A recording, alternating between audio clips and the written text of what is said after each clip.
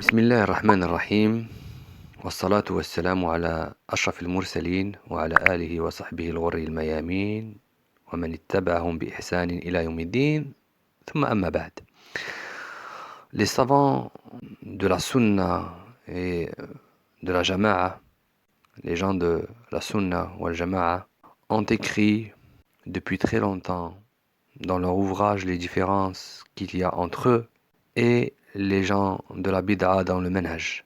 Et celui qui connaît la situation des gens de la bid'a connaîtra ces différences-là.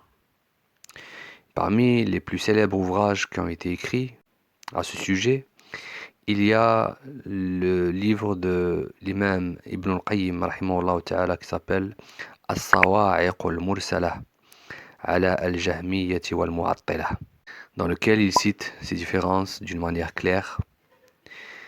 En résumé, ces différences-là sont, premièrement, les gens de la Sunna délaissent les paroles des gens et se dirigent vers le Kitab et la Sunna, alors que les gens de l'innovation délaissent le Kitab et la Sunna et se dirigent vers les paroles des gens. Deuxièmement, les gens de la Sunna exposent la parole des gens sur le Kitab et la Sunna. Donc ce qui est en accord, ils l'acceptent, et ce qui est en opposition, ils le rejettent. Troisièmement, les gens de la Sunna appellent lors des divergences au tahakum, aux preuves du Kitab et de la Sunna, sans se fier aux opinions et aux avis des gens, alors que les gens de la bid'a appellent au tahakum, aux avis des gens et leurs raisons.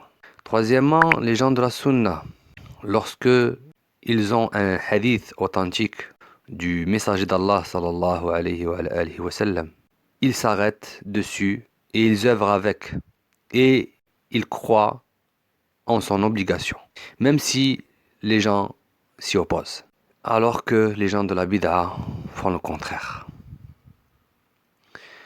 Les gens de la Sunna ne s'affilient pas à des paroles en particulier ou à une personne en particulier en dehors du messager sallallahu alayhi wa sallam.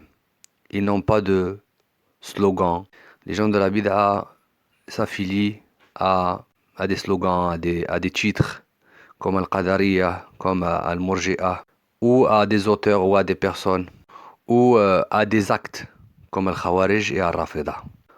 Alors que les gens de la Sunna sont innocents, se désavouent de cette affiliation. Leur affiliation se fait uniquement au hadith et à la Sunna. Sixièmement, les gens de la Sunna donnent victoire, secourent le hadith authentique et les athar authentiques, alors que les gens de la bid'a secourent les djir et les madahib. Septièmement, les gens de la Sunna, lorsqu'ils appellent à la Sunna authentique, les gens de la bid'a viennent les attaquer et écartent les gens de cette dernière. Ils écartent les gens de la véritable Sunna. Et d'un autre côté, les gens de la bid'a, lorsque on leur cite leur shuyukh et le dire de leur shuyukh, ils se réjouissent de cela. Les gens de la Sunna connaissent le haqq et ils sont miséricordieux envers les créatures. Ils ont une grande part de science et de rahma. Alors que les gens de la bid'a mentent sur le haqq et méprisent les créatures. Ils n'ont ni science ni rahma. Neuvièmement, les gens de la sunna s'allient et ils ont de l'inimitié, de l'hostilité concernant la sunna de leur prophète alayhi salatu wassalam. Alors que les gens de la bid'a s'allient et ils ont de l'hostilité par rapport au dire de leur shuyukh et de leur bid'a. Dixièmement, les gens de la sunna n'ont pas inventé des usul auxquels ils appellent leurs opposants et les taxes de fasiq ou de kafir ou d'apostat. Mais leurs usul sont al-kitab wa sunna. Et sur quoi étaient les sahaba? contrairement aux gens de la bid'a. 11e, les gens de la sunna, lorsqu'on leur dit « Qala Allah wa qala rasuluhu sallallahu alayhi wa sallam ». Les gens de la sunna, lorsque on leur dit « Allah a dit » et son messager a dit, ils ont les cœurs qui s'arrêtent. Et ils ne se retournent pas, ils ne se dirigent pas vers une autre parole que celle d'Allah et de son messager sallallahu alayhi wa sallam. Ils ne regardent pas Fulan ou Illan. Alors que les gens de la bid'a, c'est tout à fait le contraire. 12e, les gens de la bid'a prennent de la sunna ce qui est en accord avec leur passion, qu'ils soient authentiques ou faibles, et délaissent ce qui est en opposition avec leur passion parmi les hadiths authentiques.